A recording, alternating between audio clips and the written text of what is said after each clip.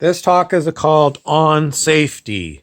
And the idea is it safer to stay where you are basically looked after, but you have got abusive people in your life? Or should you leave the safe environment for something unknown? It would seem it is a human nature to stay with what you have, despite the fact that you're abused where you are, because the outside world is also full of abusive personalities. So it's jumping out of the fry pan into the fire kind of scenario. Is this a false belief? Some people on YouTube say, yes, it's a false belief to believe that, but the thing is that experience also comes in. And people will say, well, some of these positive thinking people would say, you still have to have a positive outlook and believe that whatever happens to you, at least you'll be going somewhere. So are you kind of a let's go out kind of person or a let's stay in kind of person? There isn't a good answer. But if you never leave, then you'll never know. And if you left and you found out and you weren't happy about it, maybe you went back to another toxic relationship because it was less toxic than the one you were experiencing out in the great wild yonder.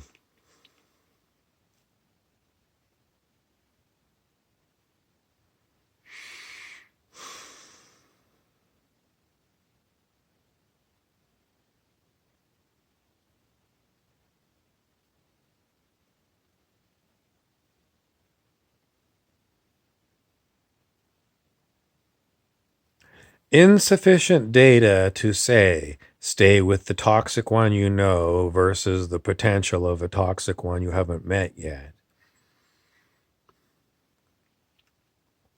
Will your vibration protect you? No. All it does is it gives you a sixth sense as to dangerous situations and dangerous persons. But it doesn't leapfrog you out of the world where these dangerous people are. Or does it? Well, some commentaries say that yes, you won't experience the dark if you raise your consciousness. But they always seem to have a little clause somewhere that says, but some of the dark will get in anyway. I mean, you can't seem to have it both ways. Some of the Ascended Master teachings are, well, you just imagine yourself in a pillar of white light, and that will give you a protective shield. It doesn't. Trust me, I've tried these things.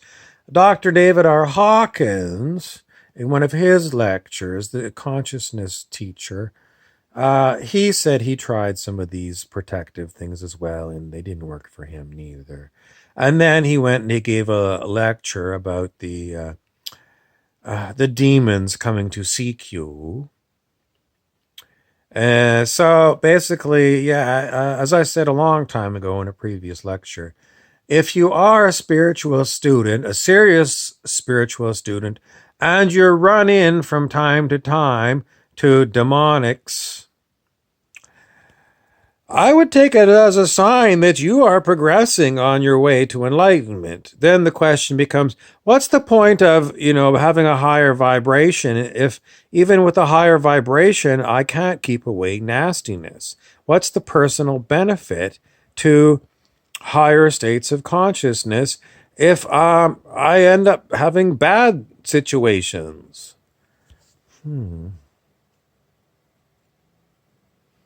I mean, theoretically, some of these people say if you got a high enough vibration, well, you'll manifest whatever you want. Are you trying to be the last bodhisattva, sitting here in meditation while the rest of the world cringes at you? What's he doing? Seek help. There's something wrong with you. Trying to wake up egoic humans is very futile. They pretty well won't wake up until they've gone through the school of hard knocks. So, after a lifetime of having shitty situation after shitty situation, finally people sit down with themselves and they say, is it me? Or is the world a fucked up place? The world's a fucked up place. Really bad. It's a hell world. Before 1987, the collective consciousness on the planet calibrated below 200 on the scale of human consciousness. And below 200 on the scale of human consciousness is negative. In other words, anti-life. So how far have we come since 1987? We're at 400. I think this is a guess. I don't think it's really that. But let's say it is 400. That is the rational mind. The rational mind doesn't believe in anything beyond the rational mind. And it is a big problem. Dr. Hawkins said that the 400 level of consciousness is a huge sticking point. It's a huge, difficult place for consciousness to be because it has logical answers to things. And it thinks beyond logic, there can't be anything because mathematics likes logic. And math seems to be very cut and dry. So what can come along to knock people out of the 400s? Well, they get very comfortable, and you probably lifetime after lifetime. Reason, logic. It has to be something that reason and logic can't explain, supernatural. In other words, logically, I'm going to sit here on the couch because of the law of gravity. No one really understands gravity. Even, advanced physicists are always coming up with new theories about why gravity is. Trying to explain it, trying to explain the mathematics of it. What is it exactly? Well, while they go about trying to figure it out, with my rational mind, I'm going to poo-poo the whole idea and just say, well, gravity is, and, you can figure out how fast something is going to fall because of some formula. But if you saw something supernatural, well, if you lived in 1700 and you saw an airplane flying over and it landed and you went over and you rattled it with your knuckle and it was metal, and you say, oh my God, this thing is made of metal, heavier than air, and it can fly. Well, then you can figure out all the logic and the rationality behind laws of flight, lift versus drag. But what if you walked into a room and you saw a yogi in a lotus position all of a sudden levitate? You might go over there and wave your arm around and see if there's any hidden ropes or something, or go and look to see if there's some kind of a electromagnetic cushion underneath his bum that's lifting him up by, some kind of magnetic effect. But if it's just the yogi, he's sitting there in a loincloth and you've checked it out thoroughly, and then he goes and he levitates, how are you logically going to explain that? Well, it's a tractor beam. There's some kind of advanced technology here called a tractor beam. I learned it in Star Trek. And someone's using a tractor beam to levitate him. In Star Trek, they did have these kind of levitation devices. But in our world, we don't see these things. They're just science fiction. So in a Star Trek world, what would you believe? Well, how far do you want to go to limits of logic and rationality? You really can't have comedy without getting rid of logic and rationality. Because a perfectly logical and rational person would never make a mistake. And what do we laugh at? Mistakes. Why do we laugh? I don't know. It makes us feel good. It makes us feel good. A perfectly logical, rational world, how would they make you laugh?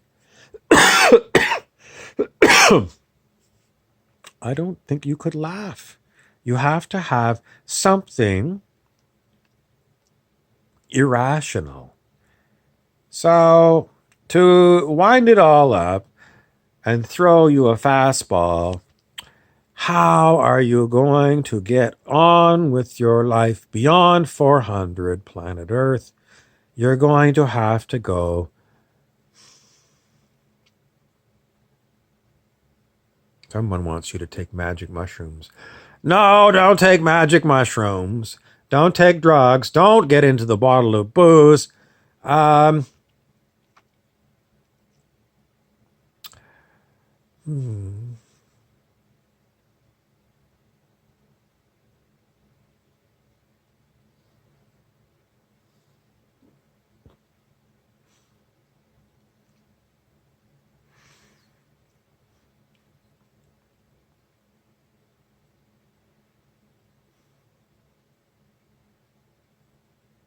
You're going to have to try something. You're going to have to try to put your trust in something illogical. So, the best answer I had from my guests here, they're all in my head, is read this book, Autobiography of a Yogi by Paramahansa Yogananda. You could read maybe, let's say, 2 chapters, just pick 2 at random, and then try and do something like you were a yogi. Well, that's not going to work, because there's one chapter where one of the yogis is wrestling a live tiger. You don't want to do that. No, the one I'm thinking of is, hold on, I'll find it. Okay, here it is. It's chapter 11. You need to read chapter 11, Two Penniless Boys in Brindahan. And it's basically exactly what we're talking about. One person is totally logical and says, we can't travel around this town without money. And the other person says, yes, you can if you put your consciousness in the idea that you are totally dependent on God. So you can read the chapter and then try it. See if you can go a day walking around town depending upon God and not money in your pocket. As for safety, well, I don't know. What other chapter? Why don't you read the one about the tiger? I'm sure it's in here. Anyway, read another chapter. Read 2 chapters out of this and try it out. And if it doesn't work, in other words, I don't know, you starve all day, well, or maybe something else will happen and you'll be fed. It'll be up to you, but the logic of it is no one should leave the house without money, and the illogic is do it anyway if you are fully conscious that God will help you. And if you're an atheist, just for one day pretend there is a God and say, I'm going to give you a test, God, and at the end of the day, if I'm dead, then I guess there was no God. But if at the end of the day I'm still living, then I guess there could be God. How much goodness would have to befall you in a day in order to believe you are being divinely looked after? Well, read the chapter. I'm not going to read the chapter. I should, but I don't feel like it. What else? So in the end, logical people are never going to play it safe. They're always going to take the logical route. Sometimes that's going to be do something unsafe because logically this unsafe thing is less unsafe than the other. So it's always a matter of probabilities and guesstimates. That's the problem with the 400s is you have to kind of put a number on the probability of an event. And you could use something like Bayes' theorem. And some of these things they're kind of interesting if you use old data of an event that already happened. And does that actually work? Might. If you're running a computer simulation, you might like Bayes' theorem. I can't remember it. It was something I learned a million years ago, and I've long since forgotten.